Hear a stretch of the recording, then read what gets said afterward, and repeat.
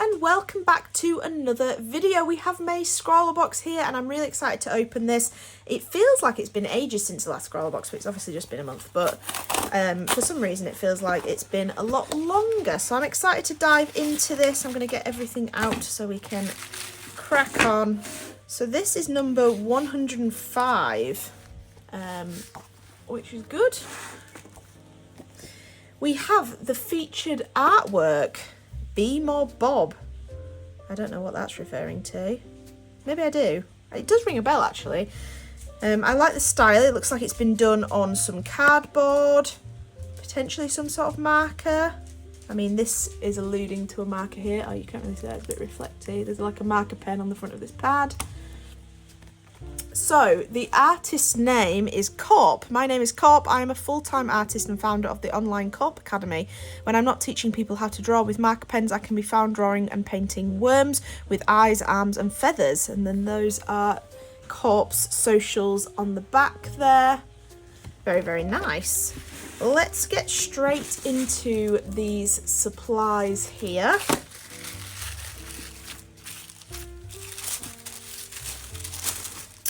Oh, okay. So we have Poscas. We are back to the old Poscas. We have the sticker here, which seems to be a segment of the featured artwork. Very nice. We have our monthly sweet, which is a cherry cola flavour refresher. So as always, I will put up the sweet rating, and if it is sour, I will put up a sour rating as well for that. Here. Okay, so we actually have a mix. We have some old, well, not old, they're new Winsor & Newton Pro Maca, but they used to be Letraset in cool grey tone 2. We have their signature bullet nib there and their signature chisel tip there. Very good. So that is an alcohol marker, I believe. That's what they always used to be. Yeah, alcohol based. Then we have 4 Posca pens. So we have navy blue, and it's their standard size Posca kind of bullet nib size there. So we have, like I say, navy blue, we have black, we have dark brown, we have red wine, and then we have ivory. So some really neutral tones there, very, very nice and subdued. And then for our paper, we have a pack of 10 sheets of A5 white cards, 250 GSM, smooth card. Let's have a look. Oh yeah, very, very smooth, very nice. It's kind of a bit like Bristol board, that nice smooth thick card texture. So that'll be perfect for these marker pens on there. They should glide over that very, very nicely. And then let's have a quick flick through of the Scrawlr zine. So here is our double page spread on all the supplies. We have some more about the Scrawlr artists. So they seem to do this kind of what style would you call this? I don't know if you'd call it anime. I don't know. It's kind of like a cartoony-esque style here. I quite like it. Seems to do it on all sorts of different materials. Then we have the Scrawlr tips there. Some more Scrawlr tips, and then the artist's advice, which again I will do a brief summary of as we swatch these supplies out.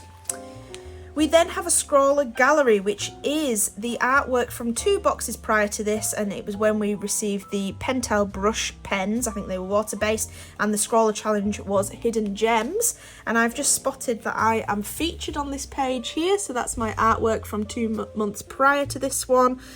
Very nice. It was quite a hard challenge. I thought Hidden Gems was really difficult, and everyone seems to have taken a really different take on those, which is really, really nice.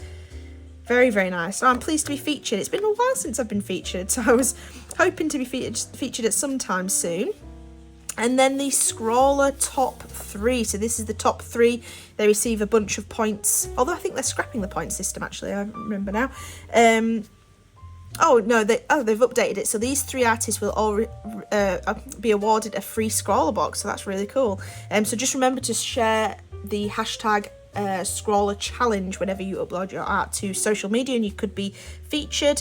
This Wren drawing here is gorgeous. I love that. And then we've got a bit of like Zentangly doodling, and this is really interesting. So they've used them to create kind of like a watercolor blobs, and then they've doodled inside of them. Very, very nice and unique. I like that.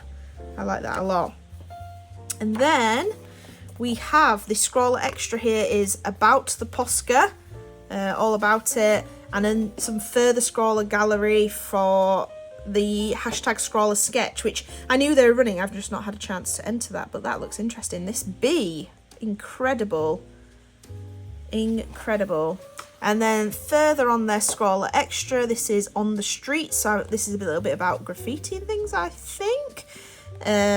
And then, last but not least, I always forget about this, the Scrawlr challenge for this box is off the wall.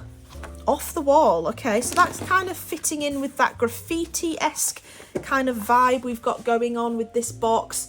Really interesting. I love the colours of this. I really like these, and funnily enough, I think other than the black and the ivory, I don't have these three colours in my Posca selection, so that's always a nice win to receive new colours of things.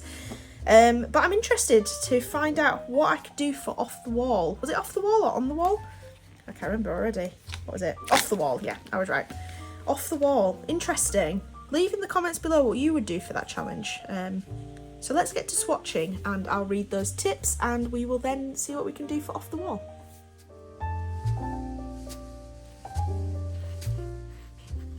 So for the Scrawlr tips, we have the usual swatching, you know, get all those colours down onto the paper that's provided, then you can see how it works and how it looks on that paper.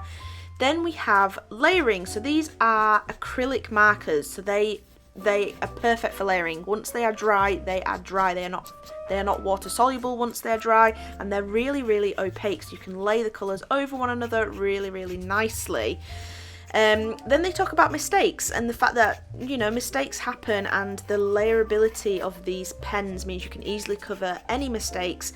And if the mistake is an accidental paint blob, dab it with some tissue first to soak up the excess, then go over it with your colour.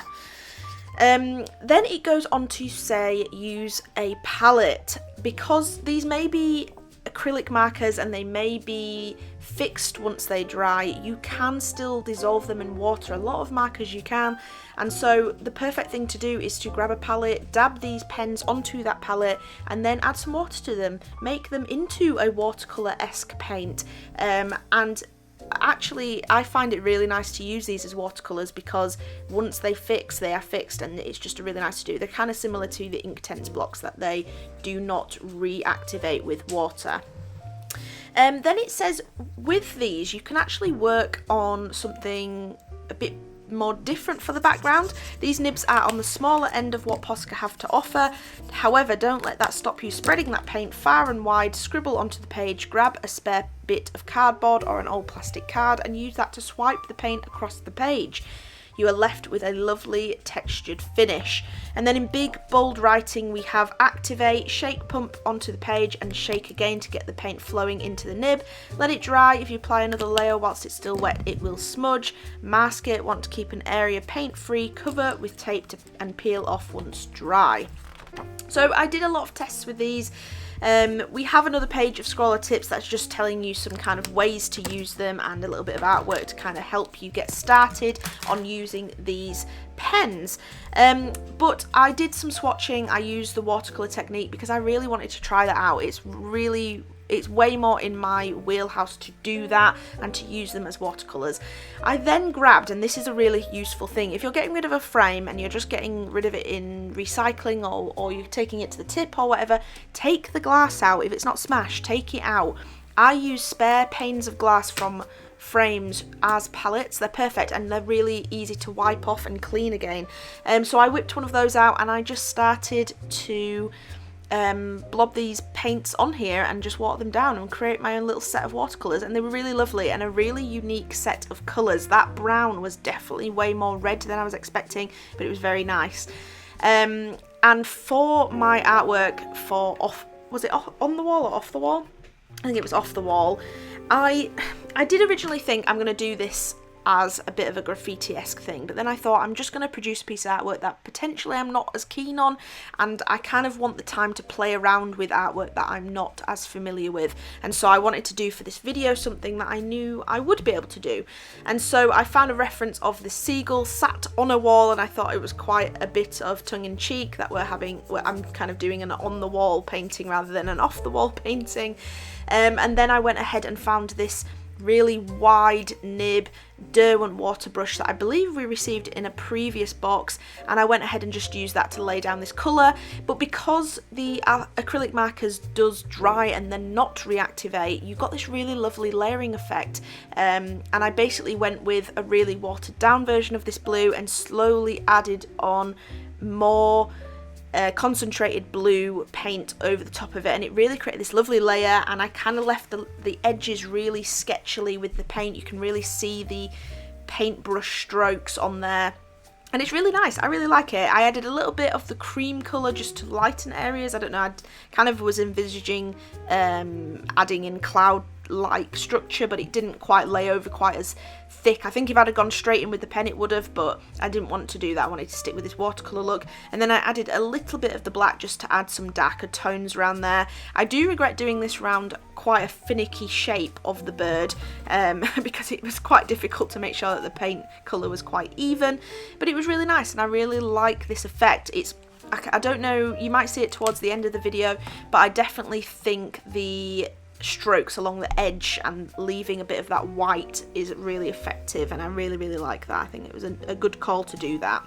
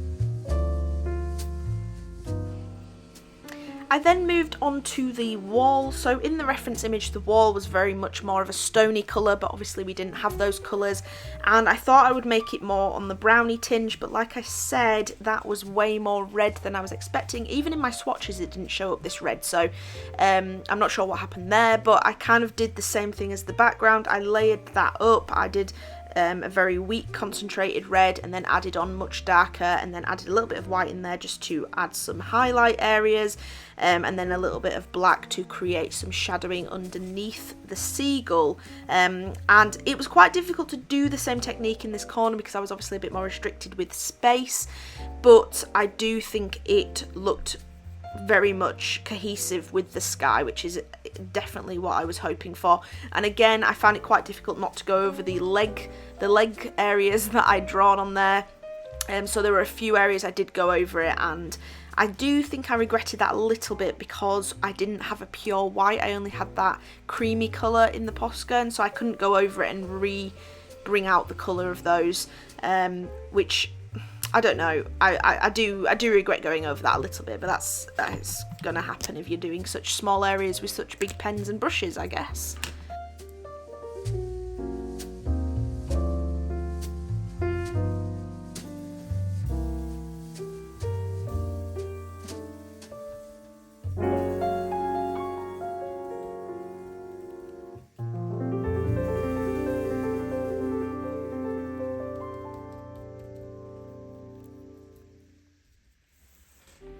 And then onto the bird, I changed to a much smaller brush, which I'm glad I did because this was a lot more finer detail. And then I went in with just a little bit of watered down cream Posca, adding in those kind of dark creamy hues to the white feathers, and I just laid down that colour first and then started layering up with, again, diluted black, and then getting stronger in concentration just to add more layers, more texture, more depth and darkness into the feathers, which I think turned out really, really nice. And I'm quite pleased with this. It was a really quick piece of artwork that I wanted to do for this because I've had the box for a little while now since I opened it. I've just not had the time to sit down and do it due to my gallery piece. So I did want something a little bit quicker, but I'm actually really pleased with it. And I quite like it. I think I might put it on the wall. But I'll let you watch the rest of the process, and I hope you've enjoyed the video. And if you did, please hit that thumbs up. Please comment down below what you would have done for this challenge, whether you received the box and how you have used the box. And I hope to see you in the next video. So goodbye.